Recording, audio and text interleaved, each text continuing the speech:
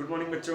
ठीक है, ये क्लास 11th चैप्टर 1 का सेकंड लेक्चर है, सेकंड वीडियो है। ठीक है, अच्छा मैंने आपको बताया था क्लास 11th का जो चैप्टर 1 है वो टोटली जो है 9th और 10th का इंट्रोडक्शन है। जो भी आप 9th और 10th में पढ़े हैं उसी का टोटल इंट्रोडक्शन है। क्या क्लास 11th का पहला चैप्टर क्या, मिक्सचर। पहले वीडियो को देख लीजिएगा, उसमें एक बड़ा सा मैंने टेबल टाइप का बनाया था पूरा। ठीक है, और उसमें मैंने आपको बताया था फिजिकल स्टेट के बेसिस पे मैटर कितने तरह के होते हैं, 5। Solid, liquid, gas, super cooled और सुपर हीटेड स्टेट। उसी का एक पार्ट आज बताने जा रहा हूं। ठीक है, क्या लिखा हुआ है, मिक्सचर। मिक्सचर का मतलब क्या होता है, दो या दो से अधिक कंपोनेंट को किसी भी रेशियो में मिला दीजिए। दो या दो से अधिक कंपोनेंट को किसी भी रेशियो में मिक्स कर दिए, दैट इज कॉल्ड मिक्सचर। अच्छा, अब मिक्सचर जो है वो दो तरह का हो गया। ये सब आप 9th से पढ़े, उसी का रिवीजन है, पहला चैप्टर। ठीक है, मिक्सचर दो तरह के होते हैं, एक होता है होमोजीनियस, एक होता है हेट्रोजीनियस। होमोजीनियस का मतलब क्या होता है, बोलिए यूनिफॉर्म पैटर्न। या यहाँ पे पैटर्न लिख दिया मैंने, इसको आप लिख सकते हैं यूनिफॉर्म मिक्सचर। क्या लिख सकते हैं, यूनिफॉर्म मिक्सचर। और यहाँ पर आपने लिख सकते हैं नॉन यूनिफॉर्म मिक्सचर। पैटर्न क्यों लिख दिया मैंने यूनिफॉर्म पैटर्न, क्योंकि अभी क्लास 12th का मैं एक टॉपिक पढ़ा रहा था सॉलिड स्टेट, तो वहां पर यूनिफॉर्म पैटर्न होता था, तो वही दिमाग में घूम रहा था, तो ये यूनिफॉर्म मिक्सचर है। ठीक है, अच्छा आप देखिए, ये बताओ चीनी पानी घोलते हो, मान लो एक गिलास पानी लिए, 2 चम्मच चीनी घोल दी, बताओ कहाँ ज्यादा मीठा होता है, ऊपर या नीचे। जानते हो अधिकतर बच्चे पहली बार क्या जवाब देते हैं, नीचे। अरे बुर्बक, बराबर मीठा होता है अगर तुम हहाओगे नहीं। कई लोग करते क्या है, 2 चम्मच चीनी घोल कर खटाक से पीने लगते हैं। अच्छा, पूरी चीनी अभी घुली ही नहीं, तो लास्ट में थोड़ा पानी बचा और थोड़ी चीनी नीचे बैठी रहती है। जब वो घुल जाती है तो नीचे वाला ज्यादा मीठा लगता है। जब तुम पूरी चीनी डिजॉल्व कर लोगे तो बराबर मीठा लगेगा। ये थोड़ी ना चिनिया नीचे ज्यादा घुलेगी, ऊपर कम घुलेगी। कोल्ड ड्रिंक पीते हैं तो taste from top to bottom क्या होता है, सेम होता है। तो ऐसे मिक्सचर्स जिनके कंपोनेंट्स पूरे मिक्सचर में यूनिफॉर्मली डिस्ट्रीब्यूटेड हो, हर जगह from top to bottom, corner to corner, हर जगह उनके कंपोनेंट का रेशियो क्या हो, समान हो।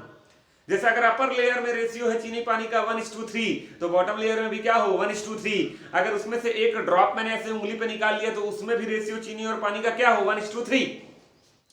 तो ऐसे मिक्सचर को हम लोग क्या बोलते हैं, बोलिए होमोजीनियस। क्या बोलते हैं, होमोजीनियस। और अगर ऐसा नहीं है तो क्या बोलते हैं, हेट्रोजीनियस। अगर ऐसा नहीं है तो क्या बोलते हैं, हेट्रोजीनियस, नॉन यूनिफॉर्म मिक्सचर।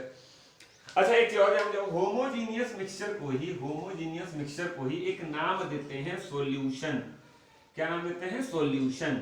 कई लोग इसको ट्रू सॉल्यूशन भी बोलते हैं, लेकिन ट्रू सॉल्यूशन वर्ड आता है लेकिन बाद में आएगा। ठीक है, इसको बताऊंगा, अभी इसको आप समझिए क्या बोलते हैं, बोलिए सॉल्यूशन।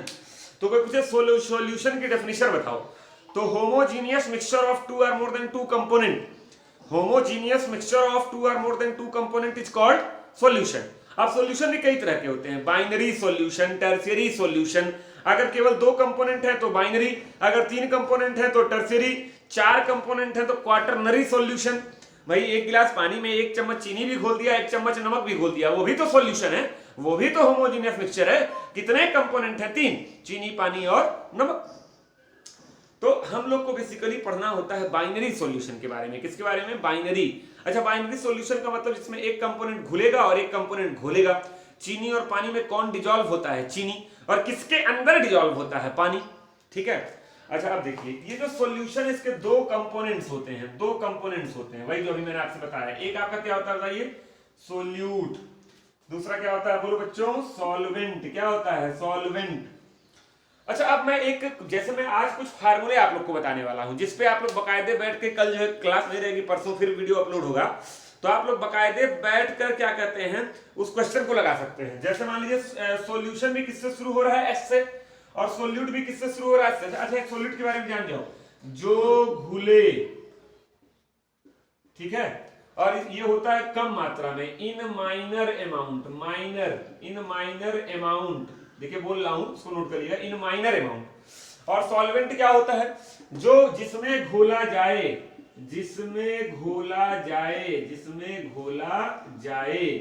और ये क्या होता है, ज्यादा मात्रा में, इन मेजर अमाउंट। ये मोस्ट ऑफ द केसेस में होता है, 1-2 एक्सेप्शन भी होते हैं। जैसे चीनी पानी में हमेशा चीनी कम होता है, पानी ज्यादा होता है। ऐसा कभी हुआ कि एक थरिया चीनी ले लिए, 2 चम्मच पानी डाल के शरबत बना रहे हैं ना। तो जो ज्यादा होता है वो सॉल्वेंट होता है, जो कम होता है वो सोल्यूट होता है। अच्छा, तीनों देखो सिंबल क्या है, एस। अच्छा मान लो मैं फार्मूला डिराइव करूंगा तो बार बार लिखने का मन नहीं करेगा, सॉल्यूशन, सोल्यूट, सॉल्वेंट, तो छोटा सा मैं जान जाओ, सॉल्यूशन को मैं रिप्रेजेंट करूंगा एस से, सोल्यूट को मैं रिप्रेजेंट करूंगा कैपिटल बी से, और सॉल्वेंट को मैं रिप्रेजेंट करूंगा कैपिटल ए से। ये मेरा एजम्पशन है, आप एक्स वाई जेड भी मान सकते हैं, एज योर विश, ठीक है।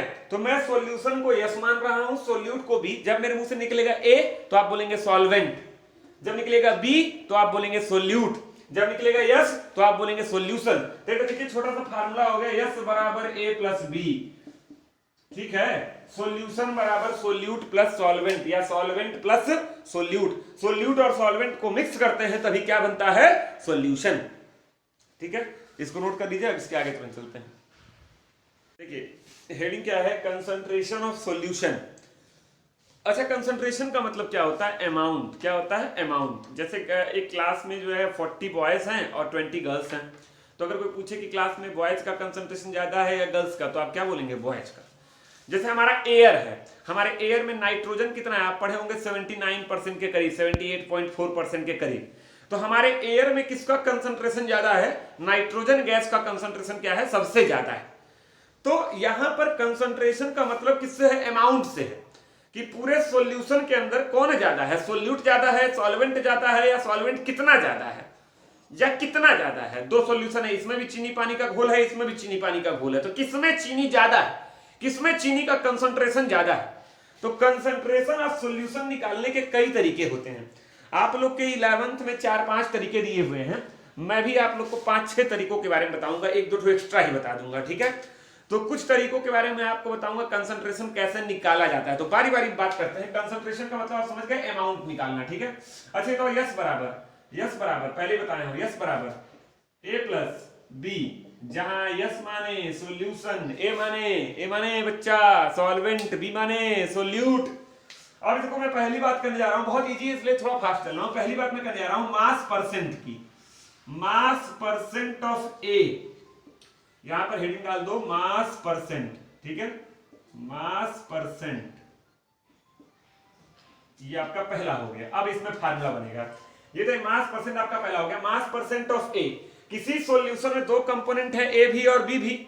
अगर कोई बोले परसेंटेज निकालना है ए का मास परसेंट, आप लोग को परसेंटेज निकालने आता है, जिसका परसेंटेज निकालना होता है उसको ऊपर और टोटल नीचे इंटू 100। तो अगर ए का मास परसेंट निकालना है तो ए का मास ऊपर, mass of A, total mass नीचे। टोटल में क्या आता है, सॉल्यूशन। तो टोटल सॉल्यूशन में दो चीजें होती हैं, ए और बी। तो ये हो जाएगा यम ए प्लस यम बी इंटू 100। कोई तुमसे बोले बताओ मास परसेंट ऑफ बी, तो बताओ इसको क्या लिख सकते हो, बी का मास ऊपर, बी का मास ऊपर और टोटल मास नीचे, यम ए प्लस यम बी इंटू 100। अच्छा तो किसी सॉल्यूशन में 3 कंपोनेंट होते तो नीचे हो जाता है यम ए plus M B plus M C, ठीक है। तो याद रखना। अच्छा एक और सुन लो, यम ए प्लस यम बी को लिख सकते हो क्या, एमएस धोनी नहीं, मास ऑफ सॉल्यूशन।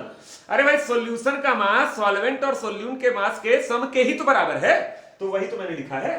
तो ये किसका फार्मूला हो गया, मास परसेंट का। बड़ा ही इजी फार्मूला था। आगे बढ़ते हैं दूसरा, वॉल्यूम परसेंट। बोलिए क्या होता है, वॉल्यूम परसेंट। अच्छा कोई तुमसे बोले बताओ वॉल्यूम परसेंट ऑफ ए, सब तुम लोग समझ रहे होंगे। अरे भैया आपकी वॉल्यूम परसेंट पूछा है तो ए का वॉल्यूम ऊपर वी ए, टोटल वॉल्यूम नीचे V A plus V B into 100। कोई पूछे वॉल्यूम परसेंट ऑफ बी, तो बी का वॉल्यूम ऊपर वी बी, टोटल वॉल्यूम नीचे V A plus V B into 100। अच्छा V A plus V B को लिख सकते हो V S, volume of solution. तो कंसंट्रेशन निकालने का 2 तरीका तुरंत मैंने आपको बता दिया, पहला मास परसेंट, दूसरा वॉल्यूम परसेंट। अभी और धीरे धीरे चल रहा हूं, इसको नोट किए रहेगा। कभी भी परसेंटेज पूछे, जिसका पूछे मास का पूछे तो जिसका मास का पूछ रहा है उसका ऊपर, टोटल नीचे इंटू 100। वॉल्यूम का पूछे तो जिसका पूछ रहा है उसका वॉल्यूम ऊपर, टोटल वॉल्यूम नीचे इंटू 100। 2 कंपोनेंट है तो बाइनरी सॉल्यूशन, 3 है तो टर्सरी, ये 3 के लिए भी लग जाएगा, कोई दिक्कत नहीं है, ठीक है। इसको नोट करिए। नेक्स्ट देखिए, ठीक, इसको मिटा दे रहा हूं, अब आराम से बताते चलिए। अब देखिए, नहीं अब देखिए तीसरा, मोलैरिटी। मोलैरिटी देखिए, इसमें थोड़ा सा लोचा आएगा, ठीक है।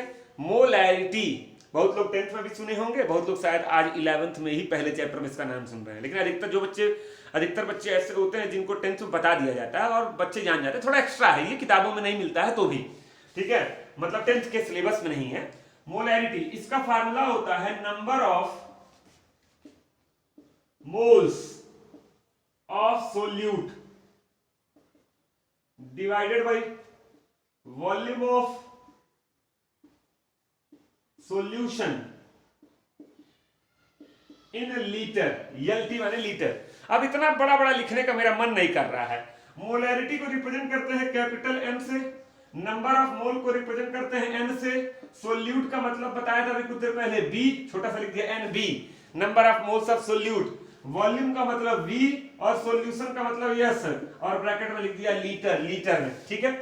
तो मोलैरिटी का एक फार्मूला हो गया, molarity is equal to number of moles of solute divided by volume of solution in litre.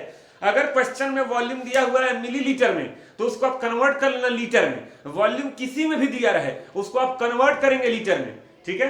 अच्छा, एन बी का मतलब क्या होता है, एन माने नंबर ऑफ मोल और बी माने सोल्यूट। कई बच्चे हैरान परेशान कि सर मोल कहा कि मोल क्या होता है, अरे बुर्बक 9th में पढ़े थे मोल, याद आ रहा है, लेकिन कोई बात नहीं, इसी चैप्टर में मैं भी आपको मोल पढ़ाऊंगा, लेकिन 9th में आप पढ़े थे मोल तो, लेकिन फिर भी यहां पे बता दे रहा हूं, नंबर ऑफ मोल का फार्मूला होता है, नंबर ऑफ मोल का फार्मूला होता है weight, WEIGHT, weight of solute in gram, weight of solute in gram divided by molar mass या मॉलिक्यूलर मास, मोलर मास या मॉलिक्यूलर मास या वेट, जो भी आप इसको कह लीजिए।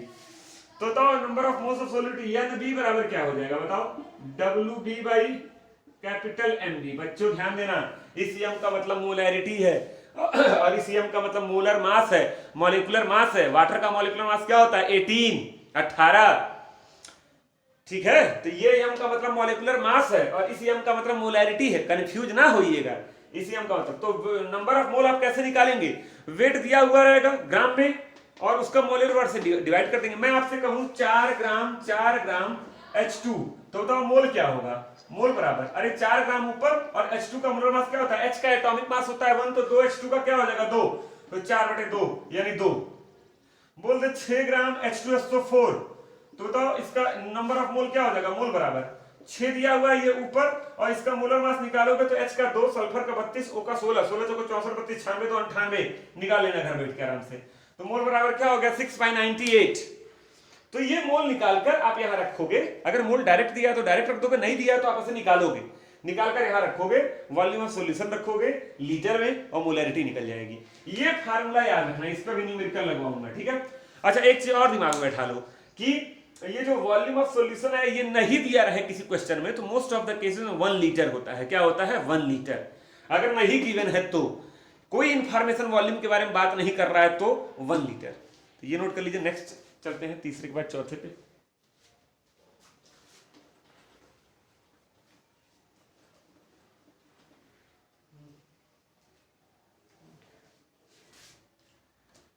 ठीक है, इसको मैंने मिटाया नहीं है, वही वाला फार्मूला मोलैरिटी का आप लिखे थे उसी में देखो लिख रहा हूं इसको, मोलैलिटी।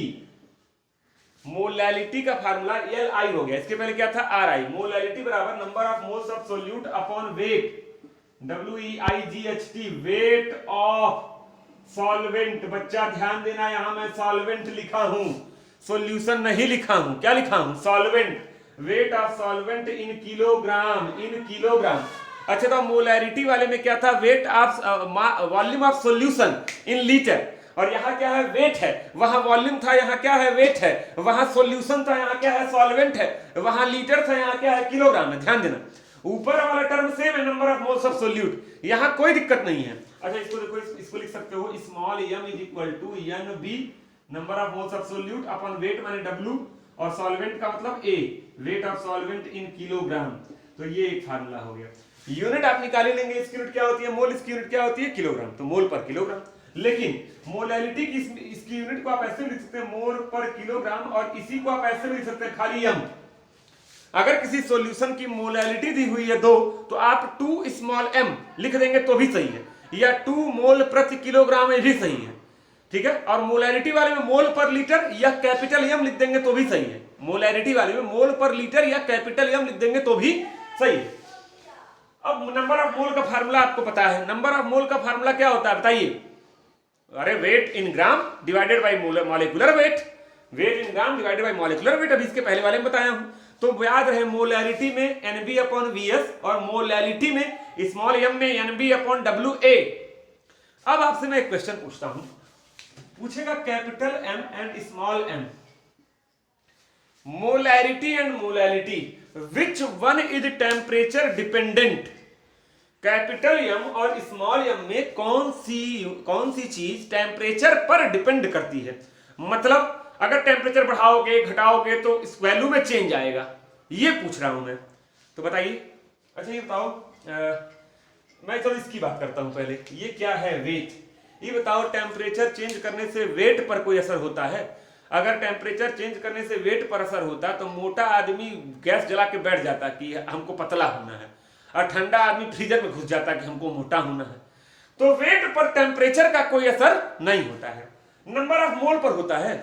नंबर ऑफ मोल पे कैसे हो जाएगा भाई? गर्मी है, आप 1 किलो सेब खरीदे, या आप जो है 1 किलो सेब खरीद के लाए, उसमें 8 पीस है। कितना पीस है? 8 पीस। अब ये बताइए 8 सेब है, अब गर्मी पड़े चाहे ठंडी पड़े चाहे ओला पड़े, वो झुलवा में 8 सेब रहेगा। ये थोड़ी ना कि अभी सुबह लाए थे धूप था तो 8 था, फिर बारिश होने लगा 6 हो गया, और रात में ठंडी पड़ी तो 2 हो गया।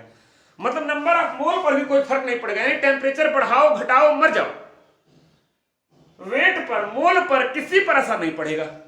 अच्छा वेट और मोल दोनों पे असर नहीं पड़ेगा, तो मोलैलिटी पर भी कोई असर नहीं पड़ेगा, यानी molality small m is independent of temperature.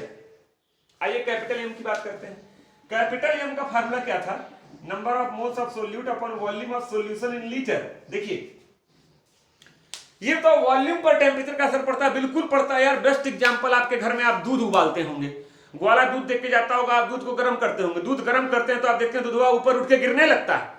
गर्म करने पर उसका क्या बढ़ रहा है? वॉल्यूम। वेट नहीं बढ़ रहा है, अबे वेट तो उसका फिक्स है, लेकिन इसका क्या बढ़ रहा है? वॉल्यूम। पहले आधा भगोना था, गर्म किए पूरा भगोना हो गया, और गर्म के गिरने लगा, पूरे गैस पे फैल गया, यानी गर्म करने पर वॉल्यूम चेंज होता है। बढ़े घटे उस डिटेल में आप जाइए, नॉर्मली टेम्परेचर बढ़ाने पे बढ़ता है और टेम्परेचर घटाने पे घटता है, ठीक है। आइस के केस में थोड़ा उल्टा होता है, ठीक है। तो आपको बता रहा हूं टेम्परेचर चेंज करने पे वॉल्यूम चेंज होगा, और वॉल्यूम चेंज होगा तो मोलैरिटी कैपिटल M में भी चेंज होगा। तो which one is temperature dependent? Capital M। तो molarity is temperature dependent due to volume factor,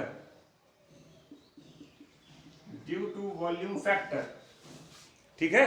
तो ये ध्यान रखिएगा, ये नहीं डिपेंड करता है, इसके पहले जो पढ़ाया था मोलैरिटी वो डिपेंड करता है। एक क्वेश्चन मैं आपसे पूछ रहा हूं, इसका जवाब आप दीजिएगा मुझे, ठीक है, चाहे मैसेज करके, चाहे कॉल करके, चाहे कैसे भी।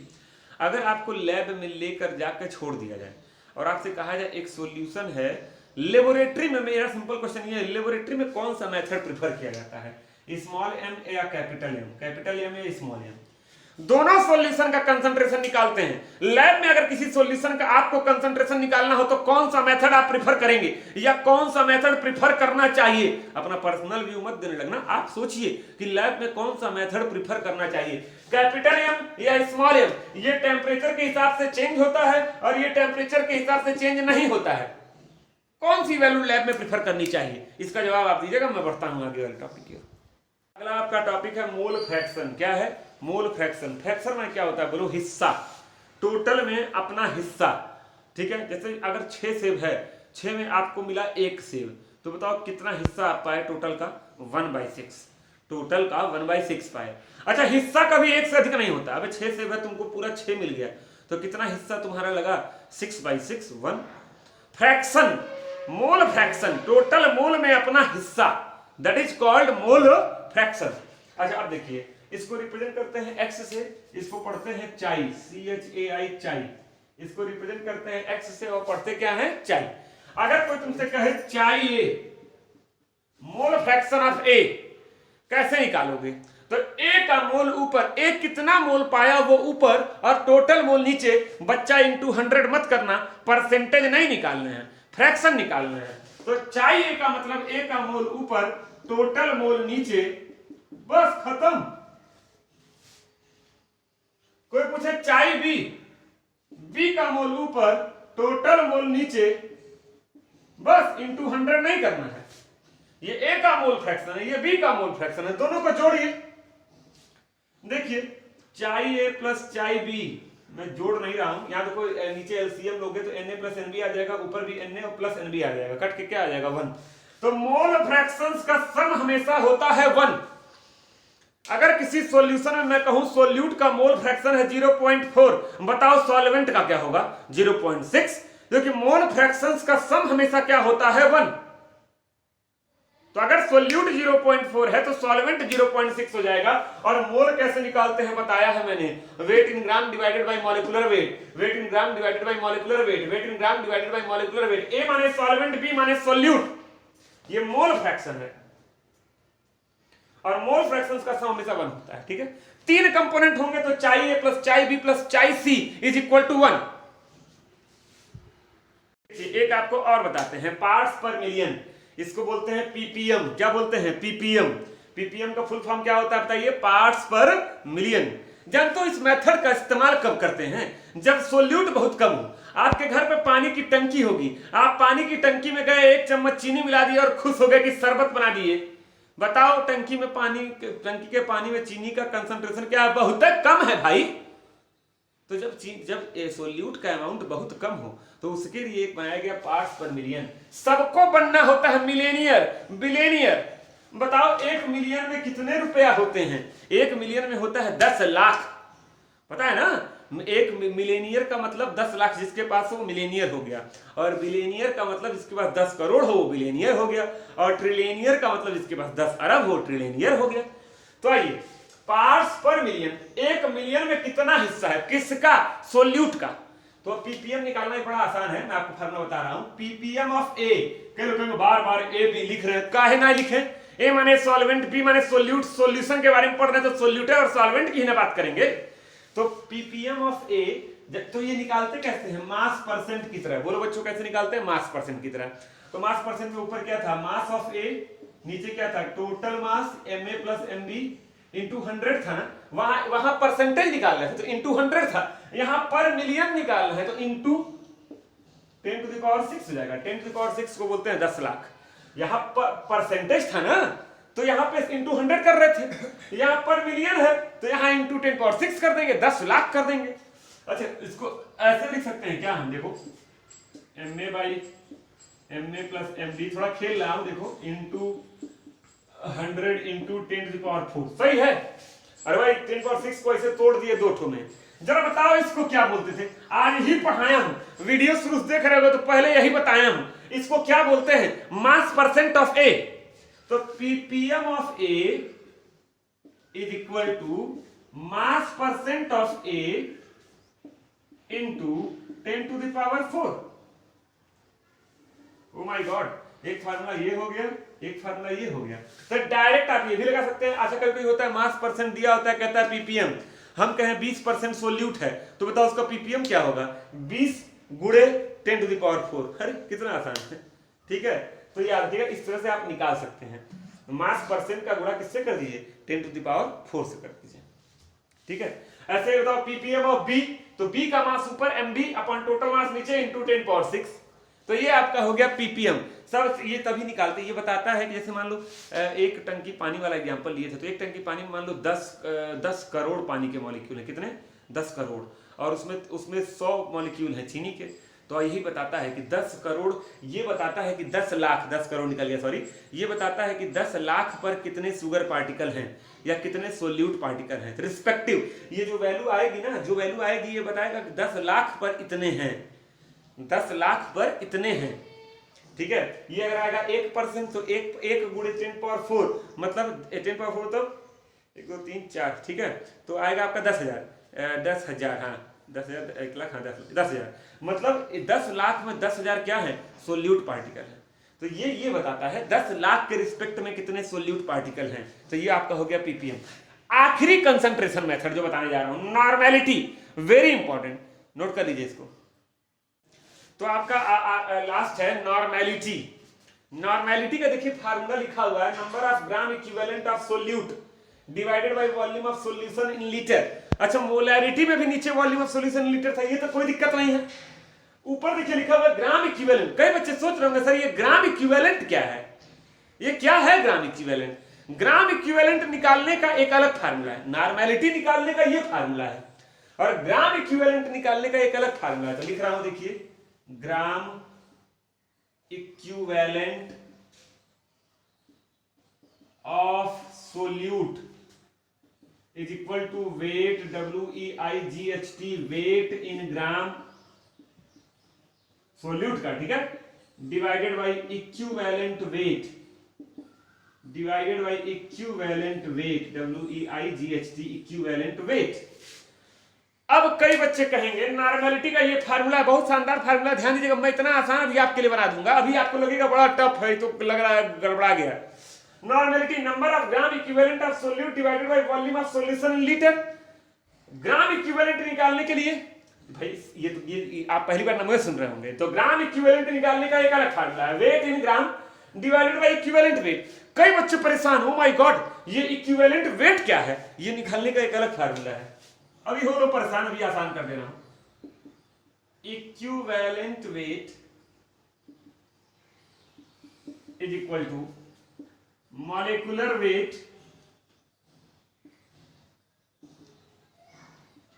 Divided by n factor. Oh my God, equivalent weight निकालने का अलग फार्मूला है। मॉलिक्यूलर वेट आपको निकालने आता है, 9th 10th में भी सीखे हैं, 11th में भी खूब प्रैक्टिस कर लीजिए मॉलिक्यूलर वेट निकालना।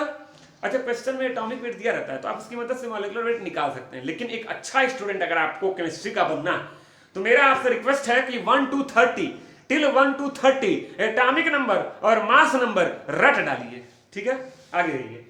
मॉलिक्यूलर वेट आप निकालेंगे, हाई एन फैक्टर क्या कहते हैं, नंबर ऑफ मोल है ना बच्चा, ना नंबर ऑफ मोल नहीं है, ये एन फैक्टर निकालने का एक अलग फार्मूला है। Oh my God, N factor निकालने के 3 तरीके हैं। पहला एसिडिटी, पेट वाली नहीं, दूसरा बेसिसिटी, और तीसरा change in oxidation number, change in oxidation number, oxidation number है जो तीसरा वाला मेथड है ना।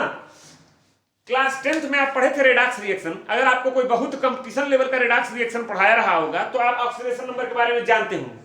नहीं जानते हैं, मान लीजिए कोई नहीं पढ़ाया, आप एकदम नॉर्मल बोर्ड के हिसाब से पढ़ाई किए, तो क्लास 11th में एक चैप्टर है रेडॉक्स रिएक्शन, एनसीईआरटी पार्ट 1 का मेरे ख्याल से आखिरी चैप्टर है रेडॉक्स रिएक्शन, इक्विलिब्रियम के बाद वाला। उस रेडॉक्स रिएक्शन में मैं आपको पूरा एक चैप्टर ही है यार, एक चैप्टर है पूरा जिसमें केवल यही समझाया जाएगा ऑक्सीडेशन नंबर क्या। तो अभी तीसरे पॉइंट को मैं नेग्लिफाई कर रहा हूं, ये दो को हम यहां समझते हैं, नहीं तो इसके लिए एक चैप्टर ही खोलना पड़ जाएगा, ठीक है। एसिडिटी और बेसिसिटी। अच्छा आप देखिए, उल्टा चलना है इस क्वेश्चन में, आपको इक्विवेलेंट वेट निकालना है, आप पहले कंपाउंड का मॉलिक्यूलर वेट ऊपर रखेंगे, उसका एन फैक्टर यहां रखेंगे, डिवाइड करेंगे, इक्विवेलेंट वेट निकलेगा। ये यहां रखेंगे, वेट इन ग्राम क्वेश्चन में दिया रहेगा, डिवाइड करेंगे, ये निकलेगा। इसको उठाकर यहां रखेंगे, वॉल्यूम ऑफ सॉल्यूशन लीटर में दिया रहेगा, दोनों को डिवाइड करेंगे, क्या निकलेगा, नॉर्मेलिटी। कितना तामझाम है इस फार्मूले में, देख लीजिए कितना तामझाम है। तो ये फार्मूला पहला काम तो आप नोट कर लीजिए। अच्छा अब एक चीज देखो, इस फार्मूले का छोटा सा ट्रिक बता दें आप लोग को, छोटा सा ट्रिक आइए देखिए। ट्रिक क्या है, आप भी कर सकते थे, molecular weight by N factor. तो मॉलिक्यूलर वेट को मैं किससे रिप्रेजेंट कर रहा था, एम से। अच्छा ये किसका मॉलिक्यूलर वेट है बच्चा, सोल्यूट का, और सोल्यूटवा को किससे रिप्रेजेंट कर रहे थे, कैपिटल बी से, तो M B divided by N factor, तो एन एफ। सही, ये किसकी वैल्यू है इक्विवेलेंट वेट की, यहां रख दो, तो M B by N F. अच्छा वेट इन ग्राम क्या होता है, डब्ल्यू बी, सोल्यूट की बात हो रही है, डब्ल्यू बी, ये हो गया weight in gram W B, और इक्विवेलेंट वेट यहां से निकाले हैं, M B by N F यहां रख दिए, एन एफ ऊपर चला जाएगा, बोलो एन एफ ऊपर चला जाएगा, ये क्या हो जाएगा, W B N F divided by M B. सही है, ये किसकी वैल्यू है बच्चा, ये किसकी वैल्यू है, ग्राम इक्विवेलेंट की, यहां रख दो। वॉल्यूम ऑफ सॉल्यूशन हो जाएगा वीएस, तो बताओ नॉर्मेलिटी क्या निकल के आ गई, normality n is equal to, यहां रखोगे जब ये पूरी वैल्यू, और नीचे हो जाएगा वीएस, तो W B N F by M B VS. तो ये एक छोटा सा फार्मूला भी मैं अलग से लिख दे रहा हूं, इसको आप नोट कर लेंगे। ये फार्मूला पहले मत नोट करना, पहले ऐसा नोट कर लेना फार्मूला, उसके बाद ये यहीं से निकाला गया है, WB weight of solute in gram, NF N factor, MB molar mass of solute, VS volume of solution in litre. बात आई सर कैसे निकालेंगे एन फैक्टर, यही आपको बता रहे हैं। अच्छा इक्विवेलेंट वेट भी निकालना मैं सिखा दे रहा हूं। मान लो कभी ये फार्मूला भूल गए, ये पूरा याद है, प्रोसीजर फॉलो करना। तो इक्विवेलेंट वेट बराबर क्या होता है, molecular weight by N factor. तो ये कैसे निकालते हैं और एन फैक्टर कैसे निकालते हैं, ये मैं अभी आपको बता रहा हूं, फिर मैं इस फार्मूले पे जाऊंगा, ठीक है, नोट कर लीजिए। अच्छा देखिए अब जो है आपको बता रहा हूं एन फैक्टर। एन फैक्टर का दो मतलब आपको बताया था, एसिडिटी और बेसिसिटी। मतलब कोई एसिड होगा क्या देगा, H प्लस आयन, कोई बेस होगा क्या देगा, OH माइनस आयन। तो कोई कंपाउंड जितना H प्लस आयन दे रहा है वो उसकी एसिडिटी हो गई, कोई कंपाउंड जितना OH माइनस आयन दे रहा है वो उसकी बेसिसिटी हो गई। तो number of H plus ion, number of replaceable H plus ion और OH minus ion in the aqueous solution और in during any chemical reaction is called n factor. अभी तीसरा नहीं बता रहा हूं, चेंज इन ऑक्सीडेशन नंबर। जैसे मान लो मैंने लिख दिया HCl, H2SO4, H3PO4, ठीक है, HNO3, कोई बेस ले लेना है, NaOH, ठीक है, ये हो गया। अब आप लोग 10th से 11th में आए, हो सकता है आपको बहुत आइडिया ना हो सर कैसे H प्लस निकलेगा, कैसे OH माइनस निकलेगा। तो एक ट्रिक जान जाओ, हाइड्रोजन गिनती आता है, 4-5 ले गिनती आता है ना, 1 2 3 4 5, बस बहुत है, गिनती आना चाहिए, गिन लो। ये बताओ यहां पर कितना हाइड्रोजन है, 1 है, तो एन फैक्टर 1 हो गया। यहां कितना हाइड्रोजन है, 2 है, तो 2। यहां कितना है, 3। यहां कितना है, 1। मॉलिक्यूलर वेट बताओ HCl का क्या होता है, H का 1, इसका 35.5, तो 36.5।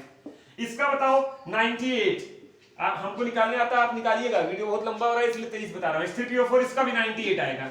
हाइड्रोजन का 1 होता है, फास्फोरस का 31, ऑक्सीजन का 16, तो 1600 को 64 और 31 95, 3 98। NaOH सोडियम का 23, ऑक्सीजन का 16, हाइड्रोजन का 1 आएगा 40, हो गया। ये मॉलिक्यूलर वेट है, ये एन फैक्टर है। हाइड्रोजन गिन लिए एन फैक्टर। कई लोग कहेंगे सर कहीं अगर हाइड्रोजन ना हो तो, अगर हाइड्रोजन नहीं होगा ना तब वहां तीसरा वाला लगेगा, चेंज इन ऑक्सीडेशन नंबर, जो कि एन फैक्टर की वैल्यू आप 0 नहीं ले सकते हैं। एन फैक्टर की वैल्यू 0 ले लोगे तो इक्विवेलेंट वेट ही अनडिफाइंड हो जाएगा। इक्विवेलेंट वेट बराबर होता है molecular weight divided by N factor. N factor नीचे है, डिनोमिनेटर में है, अगर उसी को 0 कर दोगे तो खत्म हो जाएगी कहानी, अनडिफाइंड हो जाएगा। ये नहीं करना है, ठीक है। अच्छा अब देखो इक्विवेलेंट वेट बराबर क्या होता है, molecular weight by N factor. तो इतना बटे 1 यानी 36.5, इतना बटे 2 यानी 98 यानी 49, जो डिवाइड हो जाए डिवाइड कर लेना। इतना बटे 3 यानी 98/3, इतना बटे 1 यानी 40। तो ऐसे आप इक्विवेलेंट वेट भी निकाल सकते हैं, ऐसे आप इक्विवेलेंट वेट निकाल सकते हैं। और फिर इक्विवेलेंट वेट ऊपर रख दोगे, सारा फार्मूला बड़ा बड़ा लिखा ही है, छोटा वाला फार्मूला भी दे दिया है मैंने आपको। छोटा वाला फार्मूला क्या दिया था बोलो, normality is equal to WB into NF divided by MB into VS, यही ना दिया था भैया, यही फार्मूला था ना। फिर से सब टर्म सुन लो, N का मतलब नॉर्मेलिटी, WB का मतलब wait of solute in gram, NF का मतलब एन फैक्टर, MB का मतलब molar mass of solute, VS का मतलब volume of solution in litre. Note कर लीजिए इसको। अच्छा देखिए जब नॉर्मेलिटी निकालते हैं तो एन फैक्टर की जरूरत पड़ेगी, तो एन फैक्टर की जरूरत जब आपको पड़ेगी तो वहां पर जानते हैं क्या होता है, कुछ एक्सेप्शन भी होता है। देखिए लिखा है H3PO4 के लिए एन फैक्टर की वैल्यू 3 होगी, 3 हाइड्रोजन है। अगर कहीं न्यूमेरिकल में ये आ जाए तो कई बच्चे कहते हैं 3, सर बोले थे हाइड्रोजन गिन लो। यहाँ 2 होता है और यहाँ क्या होता है, 1 होता है। ये दोनों एक्सेप्शन है, ये तो मान लो फिट हो गया 3 3। एन फैक्टर का हकीकत वाला मतलब लिखा, असली वाला मतलब लिखा है number of replaceable H plus और OH माइनस आयन। अब आप 11th में आए हैं, कई बच्चे 10th में खूब बढ़िया से स्ट्रक्चर बनाना सीखे होंगे, कई बच्चे नहीं सीखे होंगे। जो नहीं सीखा है परेशान ना हो, चैप्टर नंबर 4 केमिकल बॉन्डिंग, आपके 11th का ही चैप्टर नंबर 4 केमिकल बॉन्डिंग है। शानदार तरीके से आपको सिखाऊंगा कैसे स्ट्रक्चर बनाते हैं। लेकिन फिर भी ये एक्सेप्शन नॉर्मेलिटी का है तो यहीं पर बता दें, भले स्ट्रक्चर की मदद की यहां जरूरत पड़ेगी। तो जो लोग स्ट्रक्चर जानते हैं वो समझे, जो नहीं जानते हैं वो याद कर लेंगे कि ये 2 एक्सेप्शन है, ठीक है। H3PO4 का स्ट्रक्चर ये होता है,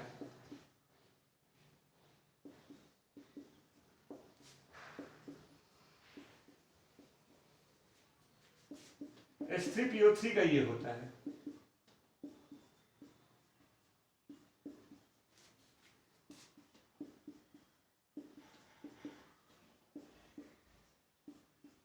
ठीक।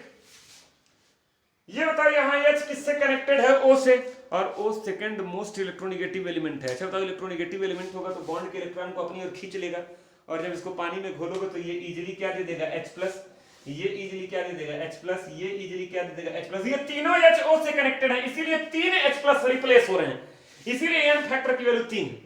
यहां पर देखो एक H O से लगा है, ये भी O से लगा है, हाई देखो P से लगा है, और P बहुत बड़ा इलेक्ट्रोनिगेटिव एलिमेंट नहीं है, तो ये इजीली रिप्लेस नहीं होगा। तो कितने ये रिप्लेस होंगे? 2, इसलिए 2। और यहाँ देखो एक ही H O से लगा है, तो कितने रिप्लेस होंगे? 1, और ये दोनों डायरेक्ट P से लगे हैं, तो इसलिए इसकी वैल्यू क्या हो गई? 1।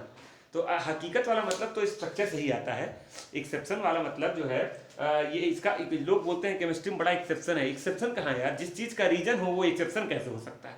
अगर इसका रीजन है, सही रीजन है, तो एक्सेप्शन कैसे हुआ? तो मन करे तो इसको रख लेना। अगर आपको स्ट्रक्चर बनाने आता है तो आप इस तरीके से निकाल सकते हैं। बाकी स्ट्रक्चर बनाना सिखाना मैं चैप्टर 4 केमिकल बॉन्डिंग में बताऊंगा। बड़ा मन था मेरा आज यही के वीडियो में न्यूमेरिकल लगवाने का, लेकिन फिर मैं आपको बोल रहा हूँ ये क्लास 11 चैप्टर 1 का वीडियो नंबर 2 है। वीडियो नंबर 2 में मैंने तमाम फार्मूले आपको बताए, और वीडियो नंबर 3 में मैं पूरा आधे घंटे 40 मिनट कम से कम 7-8 न्यूमेरिकल आपको लगवाऊंगा। ठीक है, तो आज का काम, आज का होमवर्क, ठीक है, परसों आएगा वीडियो नंबर 3, तो उसमें न्यूमेरिकल में लगवाऊंगा। तो आप इस सारे फार्मूले को याद कर लेंगे, और याद कर लेंगे, तैयार कर लेंगे। वीडियो लंबा हो गया है, ठीक है, तो अगले वीडियो में पूरा न्यूमेरिकल लगवाऊंगा, तो इसको बढ़िया से याद कर लीजिएगा। नॉर्मेलिटी का एक छोटा वाला सा फार्मूला दिया है, उसको भी याद रखिएगा। ठीक है, थैंक यू।